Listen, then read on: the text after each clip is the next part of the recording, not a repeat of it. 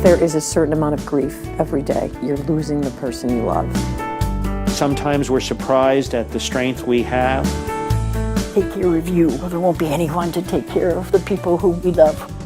Can't say enough about caregiving groups, how helpful they are.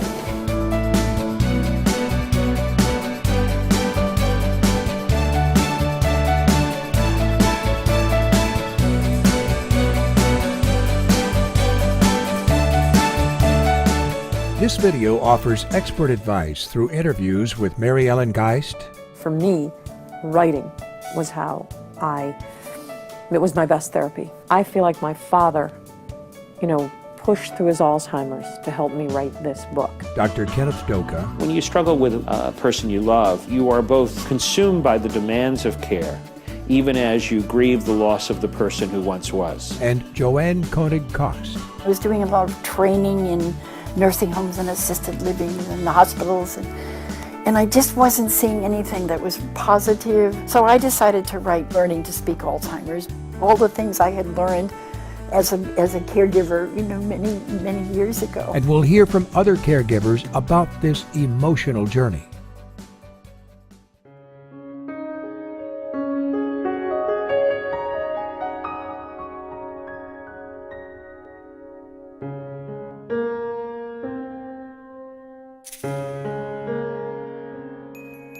In the days when I was caregiving, it was in the early 70s, nobody had ever heard of Alzheimer's. Dementia was something that we related to older people.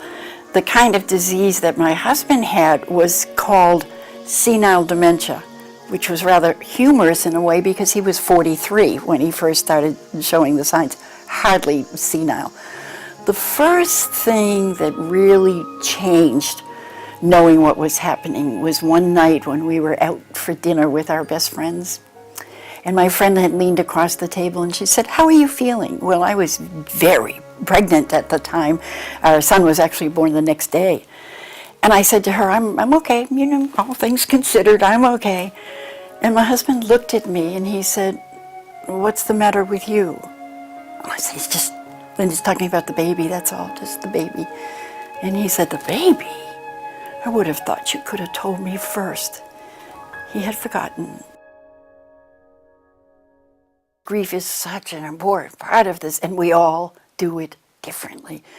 I think we sort of expect there to be a sort of pattern of how we're supposed to feel. And of course, Kubler-Ross and others have taught us that there are stages of grief, and there certainly are with Alzheimer's. One major difference: most of the grief is done before the person dies. Grief is a reaction to any kind of loss, and no matter what sort of loss you experience, whether it's a loss by a death or a loss because a person has significantly changed, whenever you have an attachment to anything, whenever you experience a loss of that attachment, you experience grief. I think there is a certain amount of grief every day, and you have to face that. And you can't pretend it's not happening, that you're losing the person you love. When we experience caregiving for someone with Alzheimer's disease, we may not recognize, and others may not recognize, the grief that is an inherent part of that. What we are grieving are all the losses we've experienced in the course of the illness. And as you cope with that grief, it's important to acknowledge it to yourself, even if it's not always being acknowledged in the world around us. I described myself back in the 70s as a married widow. That's still, I think, applicable. I see so many of the people I counsel who are married widowers and married widows. They've lost their person, but they're still married and the person is still there and a viable part of their life. I think that grief is what sets us free. I think the fear of grief is what keeps us kind of rooted in a sort of negative situation, even after we've lost the person.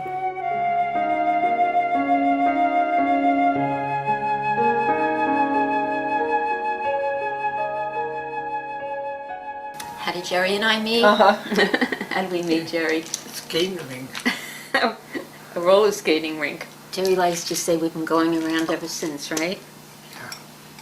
So we've been married since 58. No.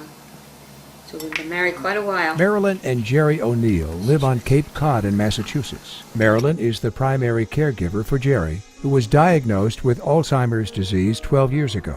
In some ways it was harder in the beginning because it was so unexpected you didn't know how to deal with it. And his emotions were all over the place. And it was very hard for both of us. But it sounds crazy, but I think it's almost easier now. But the beginning was really rough. You begin grieving the loss, I think, unfortunately, when you get the diagnosis of Alzheimer's. You know, you begin saying goodbye, the long goodbye, as they call it, because there's no cure. It is fatal. Alzheimer's is now the 4th killer of the American population. Isn't that sad? Sad. The saddest part of it is that we look at it with such sadness instead of realizing that these can be some of the best moments we're ever going to have.